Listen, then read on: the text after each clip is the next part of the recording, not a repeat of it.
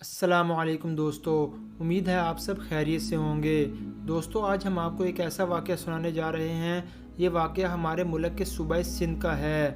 ایک 40 سالہ نوجوان کا تعلق ہندو گھرانے سے تھا۔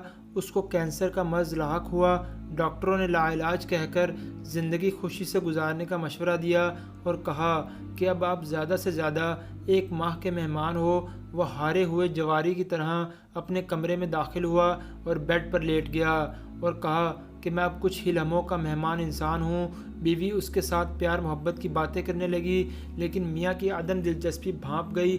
اصرار کرنے پر شوہر نے بتایا کہ اس کو بلڈ کینسر ہے جو آخری سٹیج پر ہے۔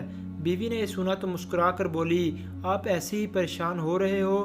بلڈ کینسر بھی کوئی بیماری ہوتی ہے بھلا؟ میں آپ کو ایک ایسی چیز پلا سکتی ہوں جس کے پینے سے آپ مکمل طور پر صحت یاب ہو سکتے ہیں، لیکن میرے ساتھ ایک وعدہ کرنا ہوگا کہ آپ جب بھی صحت یاب ہوں گے تو جو میں کہوں گی وہ آپ کو کرنا پڑے گا، چاہے آپ کی رضا ہو یا نہ ہو۔ بولے، آپ تیار ہیں؟ شوہر حیران ہوا کہ جس بیماری کا علاج دنیا کے کسی ڈاکٹر کے پاس نہیں، اس کا علاج میری بیوی کے پاس کہاں سے آ گیا؟ اس کے ہاتھ کون سا اعلیٰ دین کا چراغ لگ گیا؟ شوہر نے نہ چاہتے ہوئے وعدہ کیا۔ بیوی نے کہا، ٹھیک ہے، آپ یہی ٹھہرے، میں ابھی آئی۔ کچھ لمحے بعد اس کی بیوی آئی تو اس کے ساتھ ایک جگ تھا۔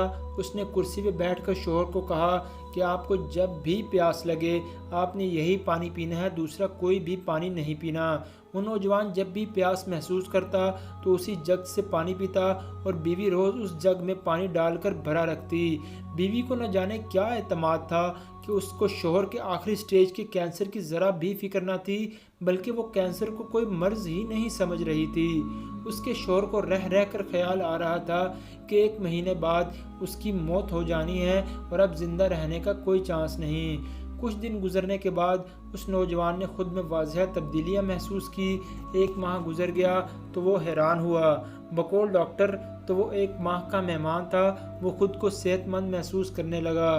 لیبارٹری جا کر ٹیسٹ کروایا تو ایک حیرت انگیز انکشاف ہوا کہ آپ کا تو بلڈ کینسر ختم ہو چکا ہے۔ اس انکشاف سے اس نوجوان کو بہت حیرانگی ہوئی۔ وہ جلدی سے رپورٹس لے کر دوسری لیب گیا تو وہاں بھی یہی جواب ملا کہ آپ کا تو کینسر ہی ختم ہو چکا ہے۔ اس نے 4 الگ الگ لیب سے ٹیسٹ کروایا اور یہی نتیجہ آیا کہ آپ کا بلڈ کینسر ختم ہو چکا ہے۔ وہ دوڑ کر گھر آیا اور بیوی کو جھوم کر کہا کہ اس کے پانی نے تو کمال کر دیا۔ اس پانی پینے کے بعد خود کو مکمل طور پر صحت مند محسوس کر رہا ہے اور لیب کی رپورٹس بھی یہی کہہ رہی ہیں کہ اب آپ کا کینسر ختم ہو چکا ہے۔ اگلے روز بیوی نے میاں کو وعدہ یاد دلایا تو شوہر نے کہا کہ بالکل، میں ہر وعدہ پورا کروں گا، آپ بولیں تو صحیح، آپ مسلمان ہو جائیں۔ بیوی نے جیسے ہی یہ کہا، شوہر کو بجلی کا ایک جھٹکا لگا۔ مسلمان؟ تمہارا دماغ ٹھیک تو ہے؟ تم نے یہ لفظ کیسے بولا؟ تمہاری ہمت کیسے ہوئی مجھے مسلمان بنانے کی؟ کیا تم مسلمان ہو؟ بیوی نے کہا، ہاں میں مسلمان ہوں، لیکن مجھے تو بتایا گیا تھا کہ تم ہندو ہو، تمہارا تو پورا خاندان ہندو ہے۔ شوہر نے جب اپنی یہ ساری بات ختم کی تو بیوی نے کہا، پہلے آپ اپنا وعدہ پورا کریں، اگر وعدہ پورا کریں تو سب بتا دوں گی، ورنہ نہیں بتا سکتی۔ شوہر نے کچھ دیر سوچا اور کہا، ٹھیک ہے، میں مسلمان ہونے کو تیار ہوں۔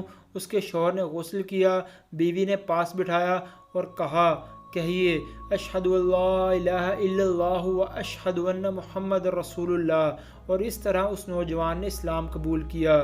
بیوی نے کہا، جب میں چھوٹی تھی اور اسکول جایا کرتی تھی تو اس وقت میری ایک کلاس فیلو تھی، وہ مسلمان تھی اور ہم دونوں میں دوستی بہت گہری تھی۔ اسکول کے بعد میں اس کے گھر جاتی تھی، دونوں مل کر اسکول کا کام کرتے۔ وہ روزانہ قرآن پاک کی تلاوت کرتی تو میں بھی پاس بیٹھ جاتی۔ قرآن آہستہ آہستہ میرے دل میں اترنے لگا۔ جو ایک دن قرآن دل میں اترا کہ میں 15 سال کی عمر میں چوری چھپ کے سے مسلمان ہوئی۔ میں مسلمان ہو کر خود کے اندر سکون محسوس کرنے لگی۔ قرآن پڑھے بنا چین نہیں آتا تھا۔